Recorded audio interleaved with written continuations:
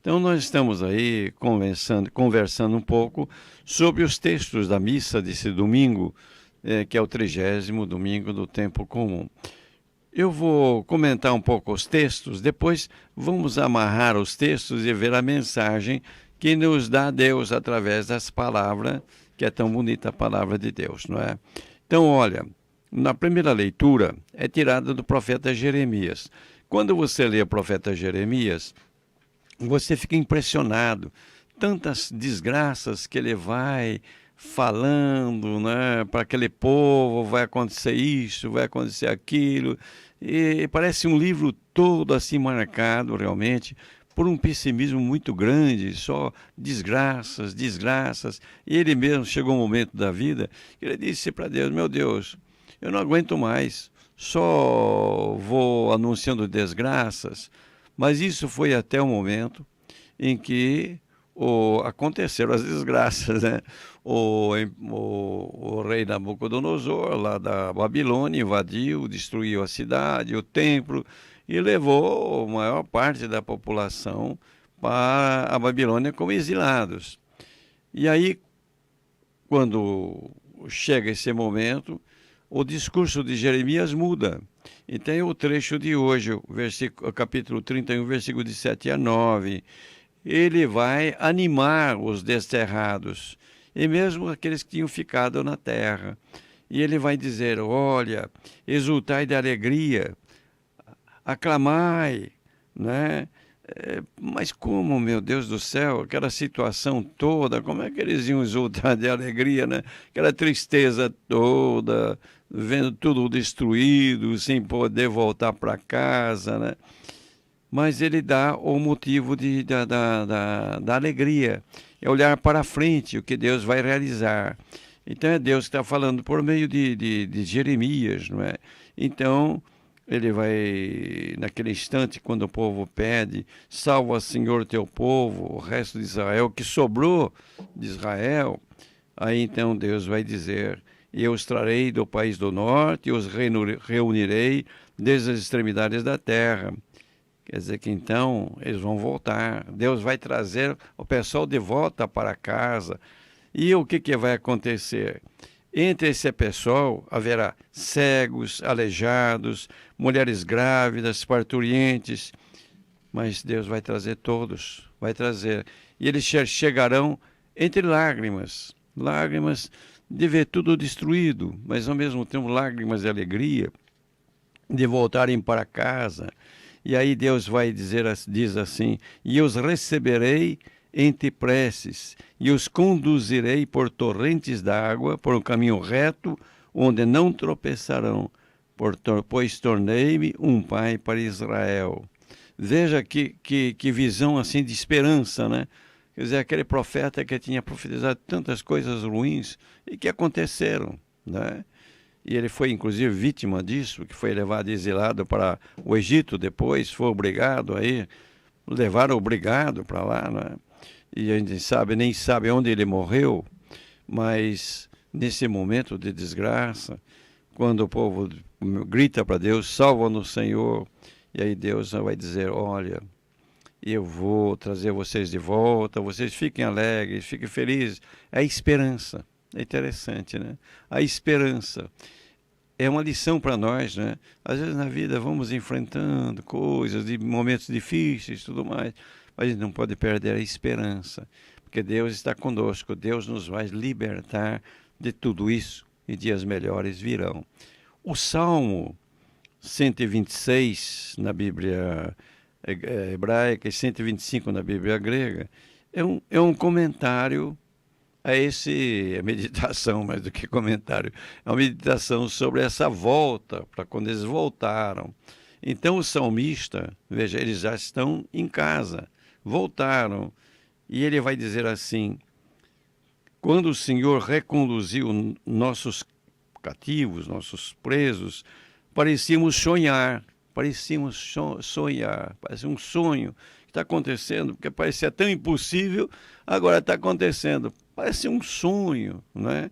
A pessoa começa a se beliscar para ver se é a realidade mesmo.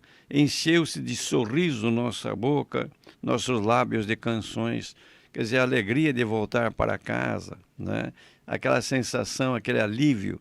Foram quase 70 anos, não é? Quase 70 anos no exílio. E aí então ele vai dizer, olha, os outros povos, eles vão ficar admirados de ver o que aconteceu. Então, entre os gentios e os outros povos, se dizia, maravilhas fez com eles o Senhor. Aquilo que parecia impossível, aconteceu. Depois, ele faz o pedido, mudai a nossa sorte, ó Senhor, como torrentes no deserto. E aqui é interessante, os que lançam as sementes entre lágrimas, ceifarão com alegria. Realmente, a semeadura sempre é penosa. Você está jogando a semente na terra, não sabe se vai chover para dar a planta dar os grãos, ter uma bela colheita. Então, é um momento de sofrimento, de incerteza. Mas quando colhem, então é alegria, né? Chorando de tristeza sairão, e saíram mesmo, né? Espalhando suas sementes, cantando de alegria, voltarão carregando os seus feixes. É o fruto da colheita, né? Veja que o salmo tão bonito e também essa visão de esperança do Jeremias. Eu acho que no mundo de hoje nós precisamos falar muito da esperança. Nós passamos um momento, está amainando esse momento de pandemia com todas as consequências. Foi um momento muito ruim. Há muita gente com um problema mental, psíquico. Tem muita gente. Foi muito, muito pesado. Nossas crianças, a gente não sabe como é que vão reagir no futuro a isso que passaram. Então a gente fica pensando, mas a gente tem que olhar com esperança. Deus não nos abandona. Deus está ao nosso lado. Ele vai realmente nos abrir caminhos. A esperança, nunca perder a esperança. O trecho da segunda leitura é a continuação da leitura da Carta aos Hebreus. Já são vários domingos que nós estamos lendo a Carta aos Hebreus, não é? Estamos no capítulo 5, versículo de 1 a 6. E aqui, então, novamente, eu relembro, essa carta foi escrita por um judeu, o templo ainda existia, a igreja, a comunidade de Jerusalém, era composta de judeus da terra e judeus chamados helenistas, que tinham vindo de fora para Jerusalém. Os judeus da terra, eles achavam que a igreja era uma espécie de seita judia. Então iam no templo, rezavam no templo, pessoal ligado a Tiago, que era parente de Jesus. A outra parte, os helenistas, eram mais abertos e foram eles que saíram pelo mundo fundando comunidades. Foi uma comunidade muito aberta, essa parte da comunidade de Jerusalém. Mas quem escreveu essa carta foi realmente um judeu da terra, ligado ao pessoal de Tiago. E naquele tempo ainda o templo de Jerusalém funcionava. Foi antes do ano 70, quando os romanos acabaram com tudo, né? E ele tira algumas comparações do culto que era desenvolvido no templo de Jerusalém. Então havia o sumo sacerdote. Vocês lembram, no domingo passado, ele comparava Jesus ao sumo sacerdote. O sumo sacerdote que entrava uma vez por ano no lugar mais santo, o Santo dos Santos, como é chamado, e oferecia um animal em sacrifício por seus pecados próprios e pelos pecados do povo, né? Yom Kippur, que chama esse dia da expiação. Então, depois ele continua falando do sumo sacerdote. Então ele diz assim, todo sumo sacerdote é tirado do meio dos homens. Quer dizer, é um homem como os outros, é um judeu da tribo de Levi, né? Porque Arão era da tribo de Levi, Moisés também. Então, tirado do meio dos homens, instituído em favor dos homens. Para que qual a função do sumo sacerdote, né? Ele tem de rezar pelo povo, nas coisas que se referem a Deus, para Deus tenha compaixão, para Deus ter compaixão, né, oferecer sacrifícios e dons e para que Deus perdoasse o povo, tivesse compaixão do povo. Então, o sumo sacerdote, ele naturalmente tem de pensar no povo, tinha de pensar no povo, né, e ter compaixão pelo povo, né, porque o povo às vezes é ignorante, às vezes faz as coisas que não deve, né. Então, o sumo sacerdote, como disse para vocês, entrava uma vez por ano para oferecer sacrifícios pelos pecados do povo e pelos pecados próprios.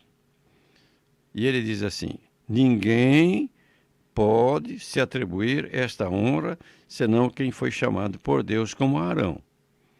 Então, o sumo sacerdote tem de ser chamado por Deus como Arão.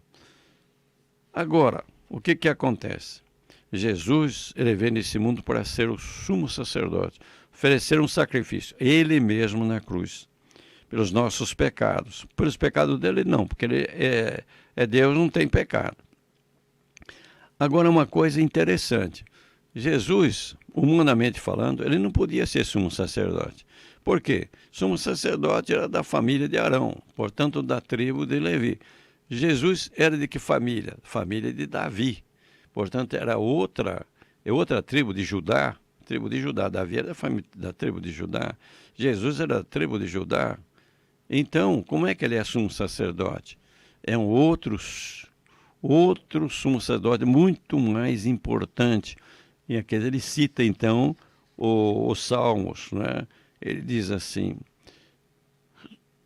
Cristo, deste modo também Cristo não se atribuiu a si mesmo a honra de ser sumo sacerdote. Foi Deus que mandou. Mas foi ele que lhe disse: Tu és meu filho, de hoje te gerei. Agora veja esse outro trecho. Como diz em outra passagem: Tu és sacerdote para sempre na ordem de Melquisedeque. Não na ordem de Arão, na ordem de Melquisedeque. Melquisedeque era um rei de Jerusalém, no tempo de Abraão. A gente não conhece de onde ele veio, como é que ele morreu, mas ele realmente era sumo sacerdote. Tanto assim que o Abraão deu para ele o dízimo, né, e pediu que fizesse ofertas a Deus em favor dele, Abraão, e também da família dele. Então, o que aqui nós temos? Jesus é aquele que veio a esse mundo para se oferecer na cruz por nós, para nos libertar dos pecados. É a segunda leitura. Agora, a terceira leitura é do Evangelho de Marcos, que nós estamos lendo também. E Marcos é muito, muito bonito o Evangelho de Marcos. Ele é mais rápido nas coisas, né? O São Lucas, por exemplo, demora mais. São Lucas era um literato, né? Um médico, então escrevia. Era bonito, bonito o Evangelho de Lucas. É o mais bonito, eu acho, né, dos três primeiros, né? Mateus escreveu bastante também, era um judeu, né? E escreveu nessa perspectiva da realização das promessas do Antigo Testamento. Mas é bonito, o Evangelho de Marcos. Então, o que nós temos aqui? Jesus está saindo da cidade de Jericó, cidade que fica mais ou menos uns 24 quilômetros, me parece, de Jerusalém. Não é longe, não. Jesus está lá, vai saindo e vai para outro lugar. E o que acontece? Quando ele vai indo, com ele vai saindo uma multidão também. E na beira da estrada estava um cego. A gente não tem o nome dele. Você fala Timeu, filho, né? Bartimeu, cego, menino, filho de Timeu. Bar, no aramaico, significa filho de Timeu. Então, qual é que é o nome? Será que é o Timeu Júnior? O filho de Timeu, né? E ele era cego e mendigo. Naquela época, quem era cego realmente não tinha possibilidade de viver, tinha de viver de esmolas, né? Hoje, graças a Deus, né, os cegos estudam, se tornam professores, tudo mais. Naquela época, não. Então, ele está lá pedindo a esmolinha dele. E ele não vê, mas ouve. E ouve o barulho de multidão que está passando perto. Muita gente, aquele tropé de gente. E ele então pergunta: o que está acontecendo aí? Ah, Jesus de Nazaré que está passando aí, está saindo da cidade. E ele, interessante, ele já tinha ouvido falar de Jesus. E ele começa a gritar: Jesus, filho de Davi, tem piedade de mim. E começa a gritar: Jesus, filho de Davi, tem piedade de mim. Jesus. E aquela gritaria do homem foi incomodando o pessoal que estava perto, né? Cala a boca, rapaz, cala a boca. Mas ele gritava mais ainda. Aí Jesus parou, falou: traga esse homem aqui para mim. E aí então o pessoal que estava antes mandando ele calar a boca falou: olha, Jesus está chamando você, se anime aí, você vai se encontrar com ele. E aí ele chegou perto de Jesus, né? E Jesus falou para ele: o que que você está querendo de mim? Senhor, que eu veja, eu quero ver. Aí Jesus fala para ele assim: vai, a tua fé te curou. E no mesmo instante, ele recuperou a vista e seguia Jesus pelo caminho. Veja que interessante esse episódio, né? A confiança daquele homem e aquela coragem, mandando calar a boca e ele gritando cada vez mais. A confiança que ele tinha no poder de Jesus. Esse trecho é muito bonito, porque nos diz várias coisas. Primeiramente, se encontrar com Jesus é começar a enxergar, começar a ver. E realmente, né, se realiza o que o Jeremias falava lá no primeiro trecho, dos cegos. Né? Quando você realmente tem a experiência de Jesus na sua vida, quer dizer, você começa a ver tudo com o olhar de Jesus. Aquela luz que ilumina. Como é que você vai viver a família? Como é que você vai ver o seu trabalho? Como é que você vai viver a sua diversão? Como é que você vai ver os relacionamentos com tudo? Quando você começa a ter esse olhar de Jesus, você começa a enxergar. Então, não existe só aquela cegueira dos nossos olhos físicos, mas existe cegueira espiritual, quando a gente não enxerga, quando a gente não vê. Agora, quando a gente se encontra com Jesus, Jesus dá o olhar dele para nós. E aí, então, a gente percebe realmente como a vida é bonita. Você vai descobrindo o segredo do viver. Porque Jesus, você vê a segunda leitura, ele se ofereceu por nós, morreu por nós, se ofereceu como sacerdote, como vítima. Para quê? Para quê? Para quem tem a vida. E ter vida é justamente isso, a gente descobrir o sentido da vida, começar a perceber, olha, como é que é bonita a vida nossa, como é que é bonita. Nós estamos vivendo momentos muito interessantes na nossa história do mundo. O pessoal hoje não se preocupa muito com o sentido da vida, né? Principalmente os jovens. Não se levanta muito essa questão. Para que nós estamos aqui? O que nós fazemos? Como viver? O que afinal de contas, é a nossa vida, né? E isso é importante, esse saber viver. Agora, saber viver nós vimos domingo passado, tem um caminho, o caminho que é Jesus. Agora, e descobrindo as coisas com esse olhar bonito de Jesus, dá um sabor. Aí a vida é diferente. E veja o que acontece. O cego vê e segue Jesus. Vai atrás de Jesus. Porque ele encontra Jesus realmente as respostas para todas as perguntas que nós vamos encontrando durante a vida. Então, pegando os três trechos, que são bonitos, não é? Eu partiria na nossa consideração amanhã, hoje à noite também, nas nossas missas, eu partiria desse trecho do Marcos. Quer dizer, encontrar com Jesus é recuperar a visão. A gente ver as coisas com o olhar de Jesus. E quando a gente recupera essa visão da vida, nós vamos seguir Jesus, porque a gente descobre, é Ele que dá o sentido da vida, né? Por quê? Porque Jesus, diz a segunda leitura, Ele se ofereceu por nós para que nós tenhamos vida. Ele disse: eu vim para que todos tenham vida e vida plena, toda a vida.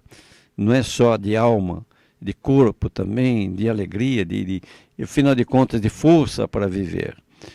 E a gente olhando para Jesus, se entusiasmando, descobrindo a beleza da vida, a gente descobre uma coisa muito importante.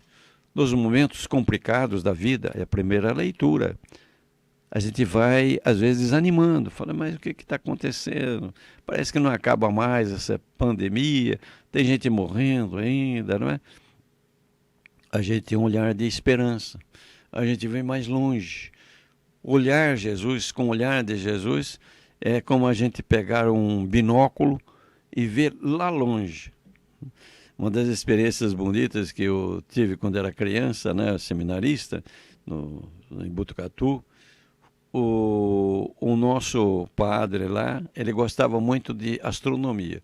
Então ele comprou uma luneta. A sensação, a primeira sensação de olhar com a luneta a lua. Que coisa interessante, totalmente diferente daquilo que era imaginação na época, né?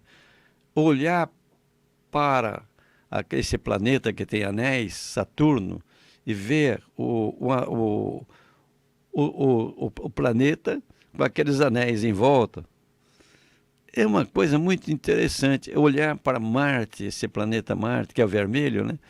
E aí você começar a olhar, né? Chegando perto. Assim também na nossa vida, né? Essa luneta, que é Jesus, nos faz enxergar longe. Então, agora está ruim, mas isso vai passar, né? Porque Deus está conosco, Jesus é nosso companheiro na caminhada da vida. Então, é esse a proposta que eu faço para vocês com relação ao tema dessa parte da missa, que é a leitura da Bíblia, a liturgia da palavra. O Senhor esteja convosco. Ele está no meio de nós. Nosso Senhor Jesus Cristo esteja diante de vós para vos guiar. Amém. Atrás de vós para vos proteger. Amém. E aos vossos lados para vos acompanhar. Amém. Pela intercessão da bem-aventurada sempre Virgem Maria, Mãe de Jesus e nossa mãezinha querida, de São José e de todos os santos, desça sobre vós a bênção de Deus Todo-Poderoso, Pai, Filho e Espírito Santo, e esta bênção permaneça para sempre. Amém.